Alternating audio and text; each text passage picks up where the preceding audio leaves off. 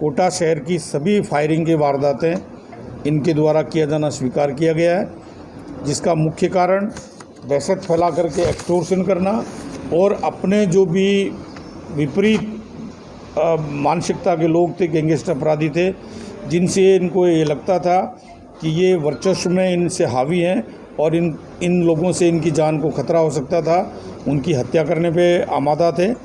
परंतु ये कोई गैंगवार की स्थिति पैदा कर पाते या कोई बड़ी घटना कर पाते, इससे पहले ही पुलिस की जो सुनियोजित रणनीति थी उसके अंतर्गत ये दर्द दबोचे गए। अभी इनसे गहनता से अनुसंधान जारी है। कोटा शहर की वारदातों के अलावा इनके द्वारा खानपुर में जो एक व्यापारी के साथ लूट की वारदात की गई थी, फायरिंग और चाकूबाजी करके, उसको भी इन्होंने स्वीकार किया है, जिसके संबंध में झालावाड़ पुलिस अधीक्षक महोदया को भी सूचित किया जा रहा है। जितने शहर में विकास के काम चल रहे हैं उसमें जो ठेकेदार हैं उनको डरा धमका करके और ये हफ्ता वसूली करते थे, उनको भी हम पूरा आश्वस्त कर रहे हैं कि कोटा शहर में किसी अपराधी को कोई हफ्ता वसूली के लिए आता है उसकी सूचना दें, हम उनके खिलाफ़ कार्रवाई करेंगे। और इनका जो आर्थिक तंत्र है जिसके कारण ये पनपते हैं, सर्वाइव करते हैं, हम इनके आर्थिक सपोर्ट को पूरी तरह से तबाह करेंगे ताकि कोटा शहर में कोई गैंगस्टर अपराधी पनपने का प्रयास नहीं करे। सर, कोटा में तो हजारों करोड़ के विकास कार्य की शिकायत दी थी क्या अब तक? किसी ठेकेदार ने अगर कोई शिकायत की होती तो पहले ही दबोचे जाते।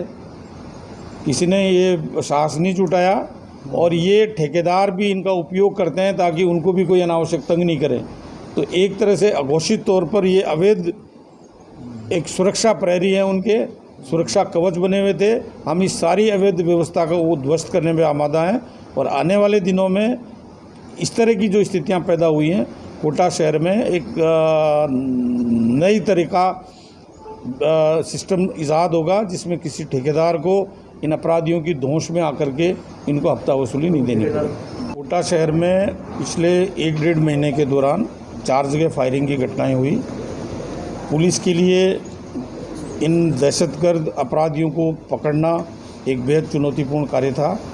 इसके लिए अतिरिक्त पुलिस अधीक्षक city Praveen Jain, additional SP headquarter, सभी थानाधिकारी और वृत्ताधिकारियों को इन बदमाशों की धरपकड़ के लिए नियुक्त किया गया।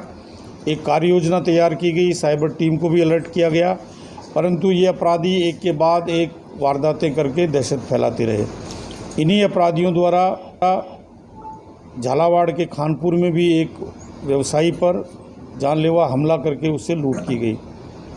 पुलिस की कार्य योजना से बच के निकलने में सफल हो रहे थे, इसलिए पुलिस ने अपनी रणनीति बदली और पिछले 2 दिन से हमने एक कार्य योजना तैयार की कि सभी थानाधिकारी शाम को 7 बजे पुराने कंट्रोल रूम पर एकत्रित होंगे। इनके संबंध में जो भी सूचनाएं होंगी सभी थानाधिकारी आपस में शेयर करेंगे। इनके शरण स्थल, शरणदाताओं को चिन्हित किया गया और एक साथ इनके ठिकानों पे दबिशें दी गई। इनके जो भी आर्थिक स्रोत थे उनको तबाह किया गया। इनके जो सहयोगी थे उनकी धरपकड़ शुरू की गई। उसका परिणाम ये हुआ कि इनके बारे में सूचनाएं आने लगी पुलिस के पास।